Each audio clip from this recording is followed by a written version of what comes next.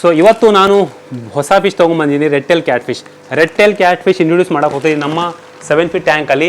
Recently ನಾವು ಇದರಲ್ಲಿ silver add ಮಾಡಿದ್ವಿ, ಇನ್ನೂ ಕೂಡ ಹೊಸ ವೆರೈಟಿ ಬರ್ತಾನೆ ಇರುತ್ತೆ, ಇನ್ನೂ ಮುಂದೆ ಬೇರೆ ಫಿಶಸ್ ಬರುತ್ತೆ, ಲೈಕ್ ಡಾಟ್ನೆಸ್ ಎಲ್ಲ ಬರುತ್ತೆ. ಸೊ ನಮ್ಮ ಟ್ಯಾಂಕಲ್ಲಿ ಹೊಸ ಫಿಶಸ್ ಆ್ಯಡ್ ಮಾಡ್ತಾ ಹೋಗ್ತಾ ಇದ್ದೀವಿ ನಾವು. ಲಾಸ್ಟ್ ನಮ್ಮ ಹತ್ರ ಒಂದು ವರ್ಷ ಹಿಂದೆ ಕೂಡ ನೋಡಿದ್ವಿ ನಾವು, ನಮ್ಮ ಹತ್ರ ಸಿಲ್ವರ್ ಇದ್ದಲ್ಲ ಆ ಟ್ಯಾಂಕಲ್ಲಿ ರೆಡ್ ಟೇಲ್ ಕ್ಯಾಟ್ ಫಿಶ್ ಕೂಡ ಇತ್ತು. ಆದರೆ ಪ್ರಾಪರ್ ನನ್ನ ಆಕ್ಸಿಡೆಂಟ್ ಆಗಿಬಿಟ್ಟು 3 ತಿಂಗಳು ನಾನು ಬೆಡ್ಡಲ್ಲಿ ಮಲ್ಕೊಂಡ್ಬಿಟ್ಟಿದ್ದೆ. ಸೊ ಪ್ರಾಪರ್ ಯಾರು ನೋಡೋಕೆ ಇರಲಿಲ್ಲ, ಅದಕ್ಕೋಸ್ಕರ ಸತ್ತೋಯ್ತು. ಎಷ್ಟು ದೊಡ್ಡಾಗಿತ್ತು ಗೊತ್ತಾ, ಅಪ್ರಾಕ್ಸಿಮೇಟ್ 2 ಫೀಟ್ ಏನೋ ಆಗಿತ್ತು. ಮೇಲ್ಗಡೆ ವೀಡಿಯೋ ಬರ್ತದೆ ನೋಡ್ಬೋದು. ಸೊ ಅಷ್ಟು ದೊಡ್ಡಾಗಿಬಿಟ್ಟಿತ್ತು.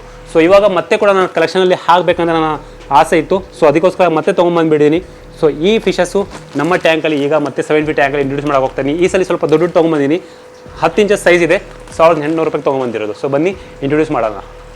ಸೊ ಯಾವಾಗಲೂ ನಾನು ಎಲ್ಲ ವೀಡಿಯೋಲಿ ಹೇಳ್ತಾ ಇರ್ತೀನಿ, ಯಾಕಂದರೆ ಅದು ಮೋಸ್ಟ್ ಇಂಪಾರ್ಟೆಂಟ್. ಭಾಳ ಜನ ಅದಕ್ಕೆ ಇಂಪಾರ್ಟೆಂಟ್ ಕೊಡೋಲ್ಲ, ಅದಕ್ಕೋಸ್ಕರ ಪದೇ ಹೇಳ್ತಾ ಇರ್ತೀನಿ. ಯಾವಾಗಲೂ ನೀವು ಫಿಶ್ ತೊಗೊಂಬಂದರೆ ಅದು ಕ್ಯಾಟ್ ಫಿಶ್ ಇರಲಿ, 10 ರೂಪಾಯಿ ಫಿಶ್ ಇರಲಿ, 1000 ರೂಪಾಯಿ ಫಿಶ್ ಇರಲಿ, ಅಟ್ಲೀಸ್ಟ್ 15 ನಿಮಿಷ ನೀವು ಫ್ಲೋಟಿಂಗಲ್ಲಿ ಬಿಡಬೇಕು. ಯಾಕಂದರೆ ನೀವು ತೊಗೊಂಬಂದಿರೋದು ನೀರಿನ ಈ ಬಾಡಿಲಿ ಟೆಂಪರೇಚರ್ ಬೇರೆದಿರುತ್ತೆ ನೀರಿಗೋಸ್ಕರ. ಸೊ ಈ ನೀರಿನ ಟೆಂಪರೇಚರ್ ಬೇರೆದಿರುತ್ತೆ.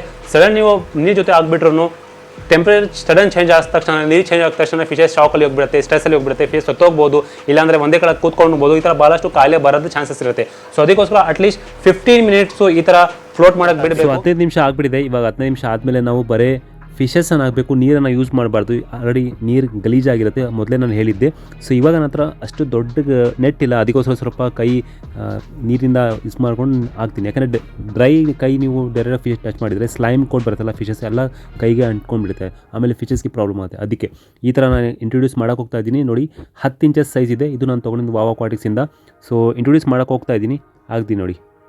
ಸೊ ಎರಡು ಸೇಮ್ ಕಲರ್ ಕಾಣ್ತದೆ ನೋಡಿ, ಮತ್ತು ಸ್ವಲ್ಪ ದೊಡ್ಡದಿದೆ. ಈ ಸಲ ನಾನು ದೊಡ್ಡ ತೊಗೊಂಬಂದಿದ್ದೀನಿ. ಮೊದಲು ನಾನು ಶೆವಲೋಸ್ ಕ್ಯಾಟ್ ಫಿಶ್ ತೊಗೊಂಬಂದು ಹಾಕಿದ್ದೆ, ಶೆವಲೋಸ್ ಫಿಶಸ್ನ ಇದು ಕತ್ತರಿಸಿ ಹಾಕ್ಬಿಟ್ಟಿದ್ದು ಆರೋನ.